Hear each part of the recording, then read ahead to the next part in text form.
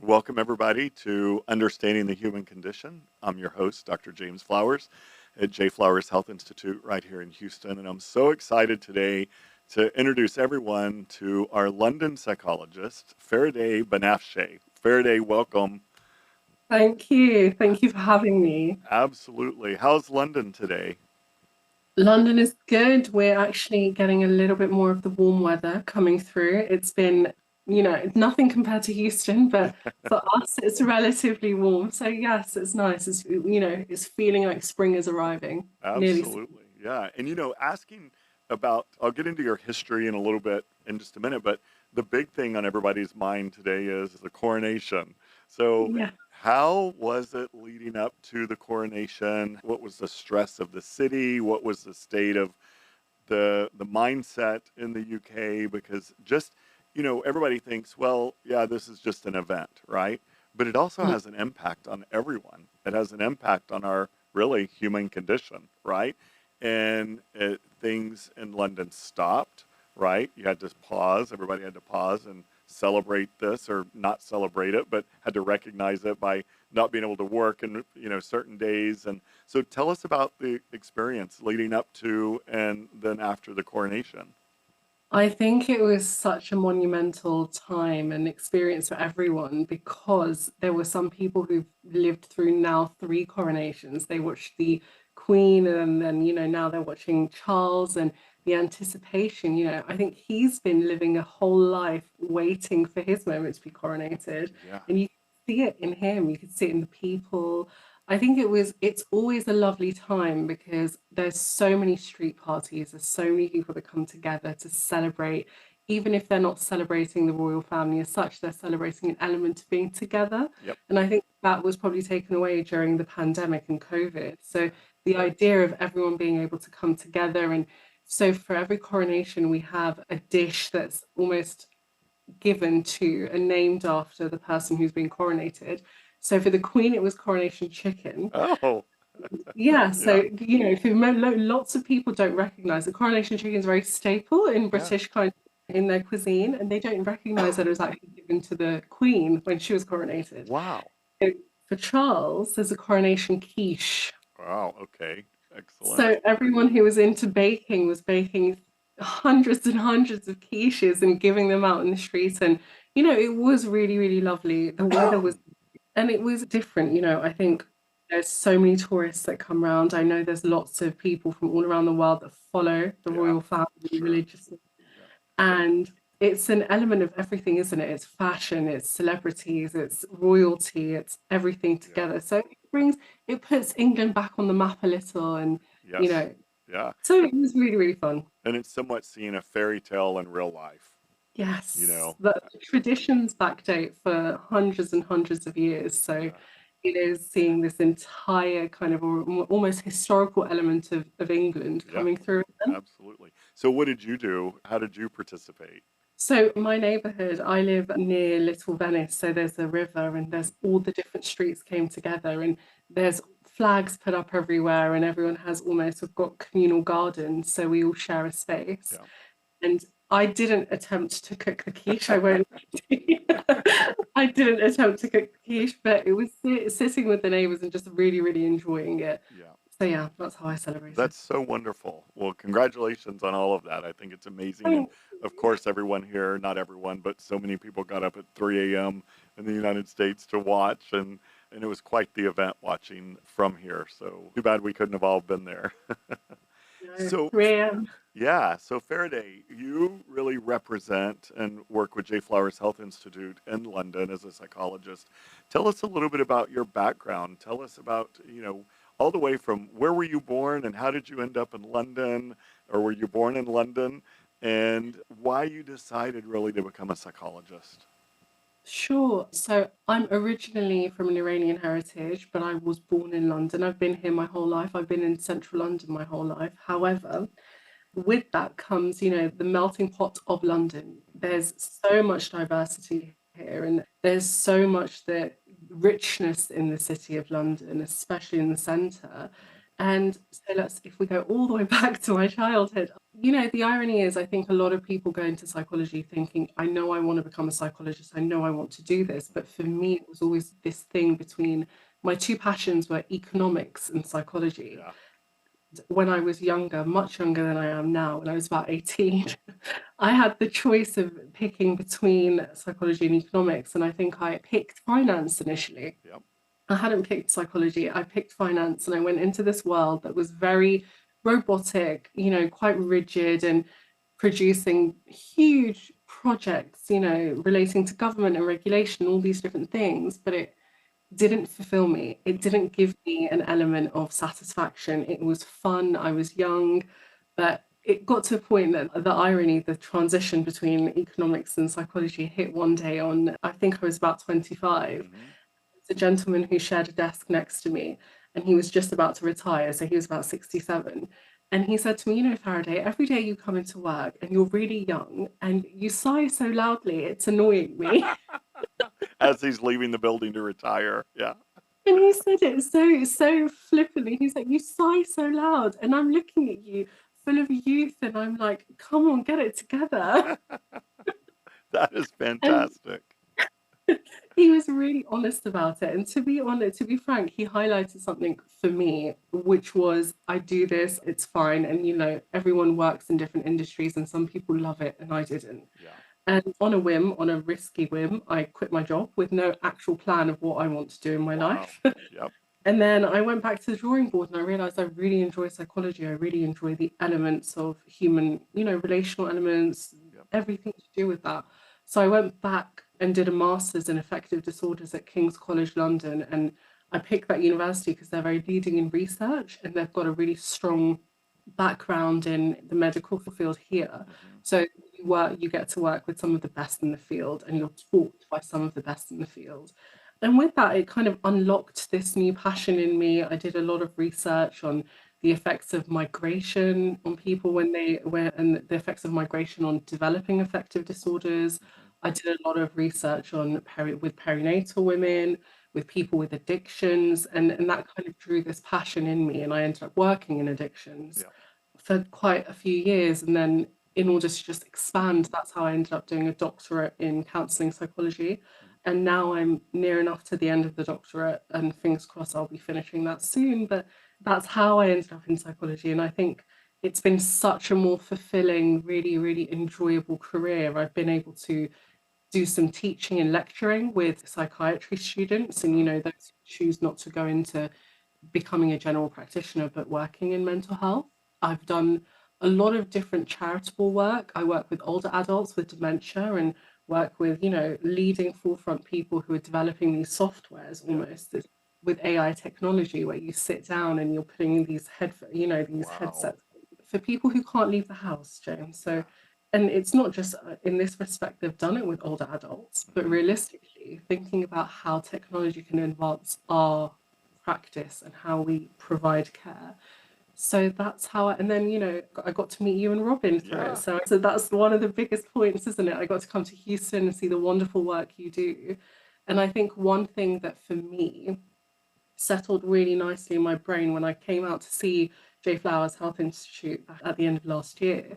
was actually how much of the forefront of medicine you actually are and actually of healthcare. Because in England, we are very well versed in research. Let's just say they are wonderful practitioners, but we're very risk averse. So I think that actually in America, you're one step ahead of us in the type of care that Yeah. you provide, and the type of holistic care you provide, and how intricate and bespoke that could be, and how tailored that could be.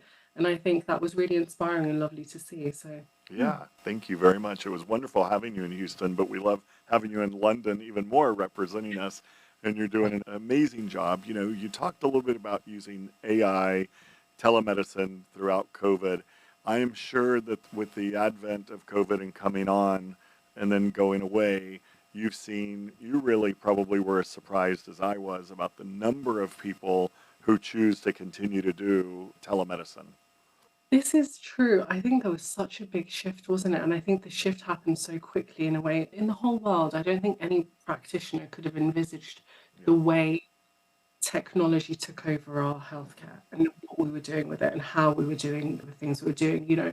People went from saying you've got to turn up, in the office at 12 o'clock for your appointment, and that's that. And then Yep. suddenly we're entering the private homes and lives of absolutely everyone. But with that, I think there's so much to do with that in terms of it's opened up so many different doors, but we can't overlook the fact that actually sometimes we lose that human connection. Sometimes it's harder to convey the contextual elements of someone's reality or that what's happening for them. Yeah. But what I've ended up seeing is that AI, especially in the last couple of years, has given the ability, almost got pushed to the forefront. So then perhaps its development escalated really quickly. Yeah. But especially for people with agoraphobia, depression, anxieties, they've been able to create these secondary worlds and allow people with the use of, any kind of virtual reality or Hmm. any kind of video graphics to actually experience and immerse themselves in parts that they've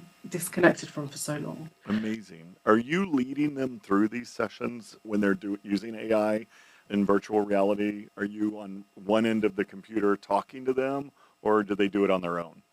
So there's two ways they can do it. There are headsets that they can get and they can have, if they chose to have a practitioner with them in the home, that's Mhm. completely fine. But they put the headsets on and they're initially, you can pick between different worlds you want to enter almost. Mhm. So whether that's by a beach, you enjoy the walk by the beach, whether that's with nature, whether it's with animals. Sure. And you just go through this experience and you almost tell it what you want to see. So Hmm. you tell the developers of the technology. Unfortunately, at the moment, it's at a stage where they've created 8 realities. Yep. So you have to pick between the 8 realities. But if I give you an example, there was a gentleman with dementia who hadn't necessarily spoken in about a year, and the individuals in the care home were really worried because he expressed himself with one or two words only Hmm. for the duration of a year. And he put this headset on and he went for a walk in a forest. And when he was younger, he had a dog that he would walk in the forest every day. And at the end of his experience, he took the headset off and he said, "Wow, that was amazing." Wow. So, for someone who hasn't been able to articulate any kind of form of emotion, any kind of connection for that long, Yeah. it's unlocking something in the brain that is able to connect people, even if their physical bodies can't be there. Yeah, absolutely. And you're always on the cutting edge. And so another word, I'm going to give you one word and I want you to expand on it for all of us. Sure. Saffron. I'm laughing because it's different, isn't it? I Yeah. think so. A lot of buzz and craze is going on with herbal medicines and actually alternative Sure. medicines. I think there's so much going on with that. That's not to say that it's taking over medication or not to say that it doesn't have, medication and talking therapies don't have a space, but the idea of a holistic, natural way of life is really coming forward with veganism and all these different ways of being. And one thing that's almost like a big buzz at the moment is the use of saffron. So there's been a lot of work and research done in the idea of actually using saffron to combat some of the symptoms of anxiety and depression, and using it to elevate the mood, increase libido, and do all of these different things that people are finding as side effects of having these chronic mental health conditions. Sure. So two of the things with depression and anxiety is the lack of human connection, lack of intimacy, lack of desire and motivation to do anything.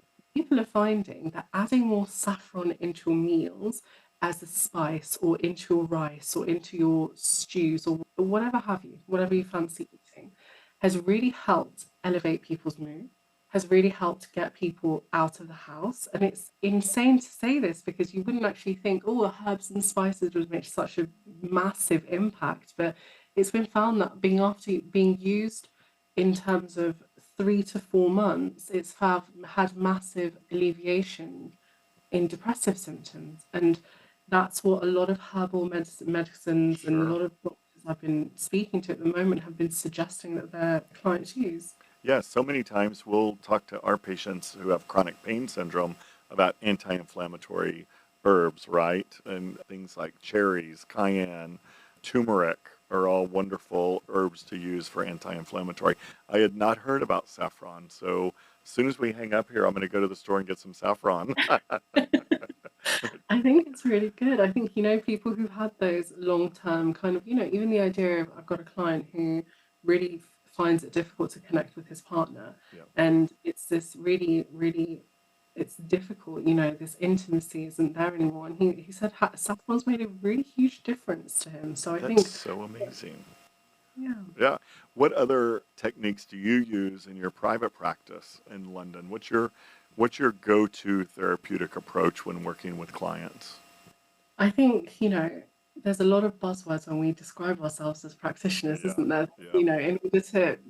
In order to allow people to really understand our way of working. But for the best way to describe my work, I'm a really relational and integrative psychologist because the way I like to work is fundamentally understanding the root cause of what's going on for you. Hmm. I think giving you tools is wonderful and fantastic, but if I place a band-aid on essentially what is going on for you, you'll be back in a couple of months Yeah. with a different set of issues. And I think if I really work, so I love using, psychodynamic therapy, like contemporary psychoanalytic work Hmm. to understand someone from their childhood, from their relational upbringing. What was it like? What are your core memories? What was it like with your parents? What was it like growing up for you? And, then taking that and seeing how that's manifested in someone's current life. Hmm. So then when we give you tools, we help you heal from the original wounding source. If the issue came from the idea of, a really broken relationship with your father and it's manifesting in your 20s and 30s and 40s in a way that you don't know how to control the anxiety that you feel from it now, Hmm. and you think you're getting nervous in work meetings, for example, or really anxious presenting, but actually the root cause is when you were 6 or 7 years old. No matter how many tools I give you, cognitive behavioral therapy wise or anything, it's not necessarily going to do what you want it to. So I like to work from the root cause all the way up until now, and then we can start to give you tools that work for you Hmm. and hopefully maintain genuine therapeutic change in the future so you don't find yourself going through the loop of therapist after therapist after therapist. Yeah. While you were talking, it reminded me of a conversation I just had this week with a young man, actually in, gosh, somewhere else, California, I believe, in the United States here, who called and he said, I just don't understand my behavior. And I said, well, what's the behavior that you're looking at? And he said, well, I had a girlfriend for 6 years and we had a wonderful relationship. And then I ran into an old girlfriend from 8 years ago and we started having conversations. And I didn't tell my current girlfriend about those conversations. And then she asked me to go to dinner. So we went to dinner with her. And then it elevated, of course, from dinner into intimacy, right? And then so he started having a dual relationship with both women. And that went on for another 6 months. And neither woman, of course, knew about it. And then he met a third woman who he didn't tell about the other two women and was courting this third woman. And then, of course, they all found out about it, right? And they all met at one location, called him and said, meet me here. And he walked up, and all three of these women are sitting there. And he's like, I just don't understand my behavior. Am I a sex addict? Am I, an addict in general? What's going on? I don't understand why I act like this. I've never done it before. And I said exactly the same thing to you is look, we need to go all the way back and we need to look inside and outside from the top of your head to the bottom of your feet. Really look at personality driven, look at your attachments in your life, look at parents, and really take time to understand who you are and how you think about relationships, right, in your life. And do a full 360-degree evaluation and figure out what is going on because you can't just slap a label on it. You're a sex addict. Just, if you haven't ever done this before, right, and it happened Yeah. over the last year, I don't know if you're an addict on the telephone or not.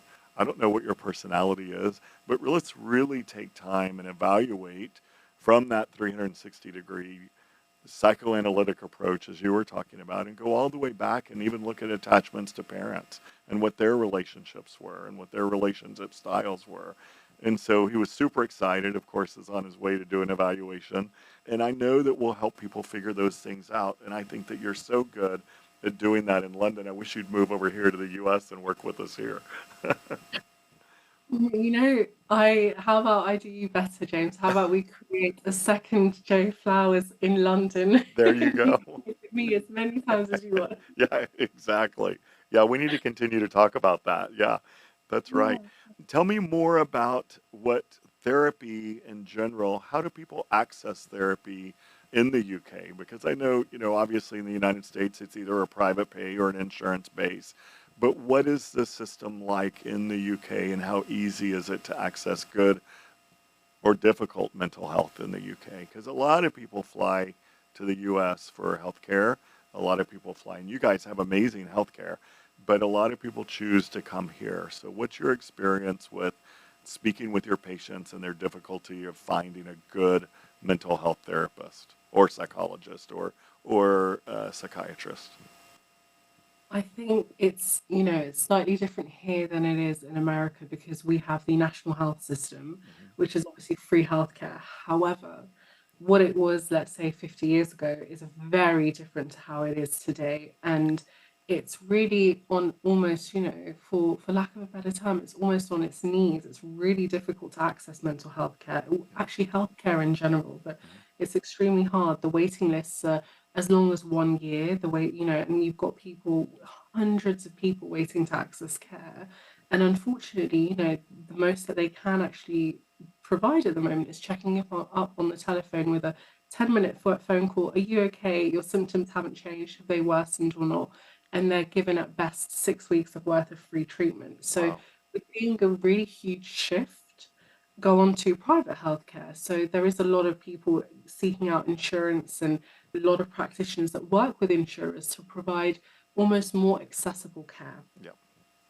because people are needing the immediate kind of help and they're seeking Hmm. it. They are seeking the help Yeah. because there's been a huge shift. There's been a huge shift of acceptance of mental health, and actually there's been a lot of different terminology that's been used in the last few years especially that have almost helped people access the idea of actually explaining how they're feeling rather than denying or pushing it aside. But what that's done is created this immense need, and you're finding different practitioners, psychiatrists, psychologists trying to meet those needs. So a lot will work for the NHS, the National Health System, but a lot have then stepped away in providing private healthcare. Yeah. And I think that you hit the nail on the head because of this need for it and this desire for it, but not necessarily having very obvious spaces to go to.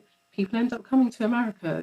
So Yeah. many of our clients end up coming to Houston to Yeah. Jay Flowers because of that. Right. Because actually you need someone to say, hey, listen, sit down with us, we'll do a 10-day evaluation, we'll find out what's wrong with you, we'll create this great piece of work that we understand you from all these different angles, Right. and we give you this tailored intervention and treatment program, and we help you moving forward there. And I think that's one thing, Jay Flowers does so beautifully. Yeah. And that's the thing that's missing in London. I think it's really difficult. It's a lot of self-knowledge. You've got to go out there and search and Yeah. seek, and that's what people find difficult. And I think that's what people are really struggling with here. Yeah, I agree. And it really is all about coming down to understanding, helping them understand their human condition, right? And uncovering that and allow them to go home and thrive and live a happy, healthy, thriving, wonderful life. And not just, you said something, what I was saying is go back and thrive and not just survive. And you took that leap of faith back in your first job where you said you would come in and just kind of sigh and for a while, you were just going in every day. It was your job. You did your job. You went home and you were like, you know. And then this gentleman was the impetus of your behavior change, who was at the end of his career and said, go do something else, right? If you're not happy, go do something. Figure out what's going on. And you took time off and you reflected on your life and you said, I think I'm going to go work with people in psychology. And I think that was clearly an amazing right decision for you because you have such a passion for this and it shows every day. Every time we talk on the phone and we talk about either shared patients or patients that you're working with, either in private practice or with Jay Flowers, it really does show the depth of knowledge and your understanding of the entire human system and condition of working with families. And I appreciate it so much. No, thank you, James. It's wonderful working alongside you and Robin and Michael as well, and the whole team, Yeah, really. I think it speaks, when I ended up coming when I was in Houston, I met so many of the clients there because I think my work in London is very specific in terms of we do the pre-assessment work and we get them out to Houston and they end up sure. through their treatment programs, but I was able to connect with the clients after that. So actually in the middle of their treatment programs, coming towards the end of their treatment Yeah. programs. And I think the difference in how they feel is monumental. Like you use the word thrive, Yeah. and it's literally is that you're giving people back agency and autonomy and individuality and power. Yep. And I think there is no price that you can set on. There is no alternative to that, I think. And that's the biggest part of treatment. Yeah. Absolutely. I agree. Unfortunately, we're running out of time, but Farideh, thank you so much. And I know it's evening time in London, so I hope you have a wonderful evening. Thank you. And we Thank will talk again. What would you like to leave our listeners with and your concept of your own view of understanding the human condition? That's a good question. I think understanding and seeking an internal peace from within and really understanding yourself in a 360-degree way Yeah. unlocks parts of you that you couldn't ever imagine. So if you could ever seek anything, is to seek an eternal understanding of your inner world. Yeah. That would probably be a lot. Absolutely. Good. Thank you for doing what you do. Thank you for working with us. And I know you also have a thriving private practice. And we'll talk to you very soon. All Talk right. to you soon. Have a Take wonderful care. evening. Take care. Thanks, Thank everybody. You can find J Flowers Health Institute at jflowershealth.com, or you can call us at 713-783-6655. And we'll see you all soon. Take good care. Bye-bye.